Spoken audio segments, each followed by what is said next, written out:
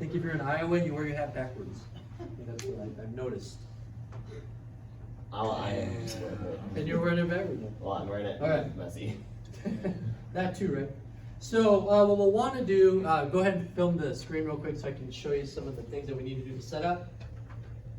I'm going to record on this track here. Really, all I need to do is do a few things. I actually have a microphone already on all my tracks here. And that's really all I need to do. If I press that button, it will start going. Okay, it will actually get me started to record. If I want to be very thorough, I go to Preferences, I go to Audio and Audio Hardware. So these two buttons let me choose my inputs. So here's my default input, default output. I can change this to say built-in microphone. So let's say I want to do that now. I will get device changes, can modify channel mappings, etc., etc., etc. If you want to continue, I'm going to say yes. Because that means I'm going to use my microphone on my Mac to record my audio. So I'm telling it to do that. The default system preferences should do that. It should do that. You are in a public computer with other students using them, so who knows what the students did. This is why I'm showing you how to fix it in case that becomes a problem. So now I have my microphone set. Now what I want to do, if let's say I'm doing the ultimate no budget, low budget audio recording, you get your coat, and what you do, now you can film me, is you just cover yourself like this. And if you do this yourself, what you'll notice is like, wow, my voice sounds pretty good and I'm getting no echo. Because this is your sound dampener, okay? So you can just cover your head like this in a closet and you can record pretty damn good audio. I got that idea from watching my favorite low analog musicians. That's how they recorded some of the best albums in the 90s and early 2000s. Like, wow, they did it in their closet in LA or New York. It's like, yep, that's how they do it. And it sounds amazing. So again, it's optimizing what you have. So let's do that really quick. What I'm going to do now is I'm going to record. And the cool thing about when I do this technique is the video will play as I'm doing my recording. So you can kind of anticipate what's going to happen. This is also just to reinforce what we've done. This is why we use proxies. This is why we want to make sure a computer can handle running the video and the audio at the same time. And proxies helps ensure that, especially if we're shooting in 4K and you have an older Mac. Okay. Now, we should be okay because I think we're using proxies now. But let's see what happens. I'm going to record here. I'm going to turn on the toggle track and I'm going to record to number 3 just to be safe. So I'm going to click on that. I'm going to get a countdown. And then once it hits 0, I can start recording. 3, 2, 1. In a world where things happened. And I hit pause, and there's my audio track. So now, let's hear it. Rewind. In a world where things happened. Ta-da! What did you notice about the audio? How did it sound?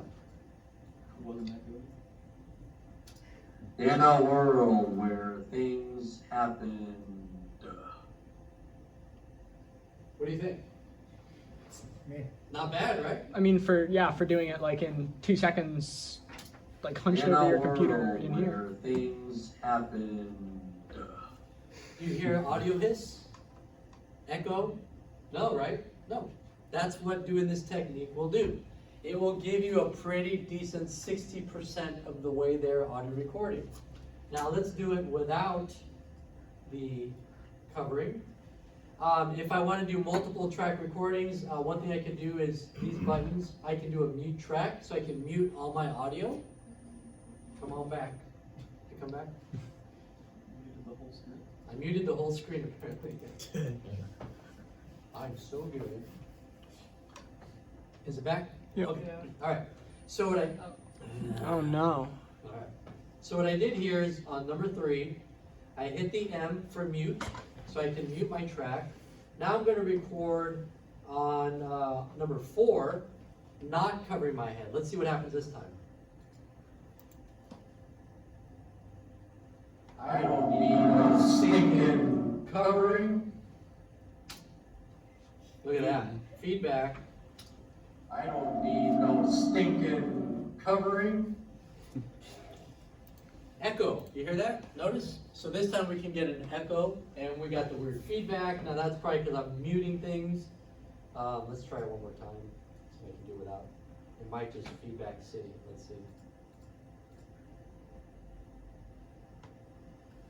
Are we getting feedback? No feedback.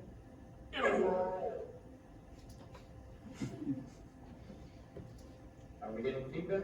No feedback. But I got echo. Okay, so without using a sound dampener, you're gonna get echo. All right, just keep that in mind.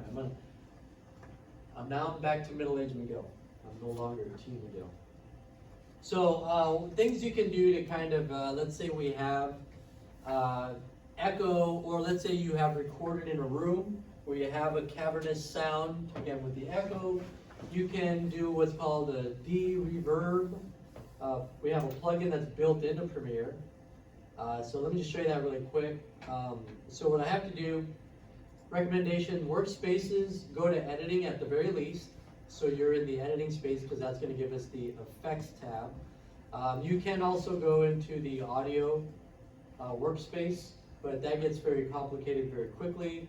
So I'm fine just doing it in editing. I go to effects, I go over here, and I'll put reverb or de-reverb, I think is what it is.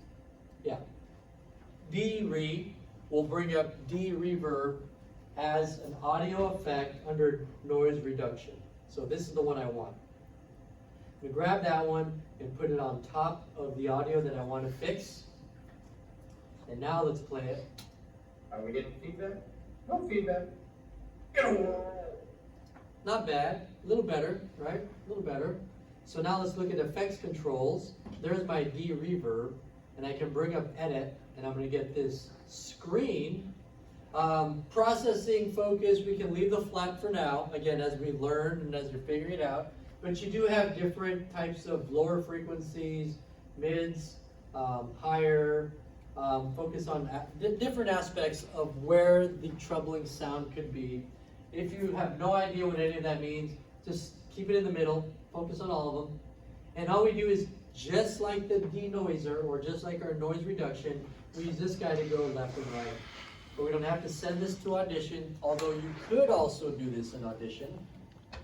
And if I can do this live, so if I want to play it. Are we getting feedback? No feedback. There we go. But just like the other technique, it is a destructive process, so the more I add, in terms of the effect, it's removing content. So it's going to give you more of that digital process sound. Are we getting feedback? No feedback. And here's how it was originally. Are we getting feedback? No feedback. So somewhere in the middle. In case you get that. Are we getting feedback? No feedback.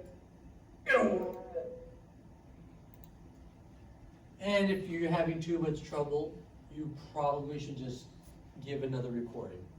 Do it again. But you can use these techniques to help refine and clean up some of the audio you'll have. The de-reverb is a good one to use, especially if you're recording on a microphone or like this, and I'm getting echo, it'll fix that. Do you recommend the presets? The presets in here? Yeah. Yeah, those will do it for you. Are we getting feedback? No feedback.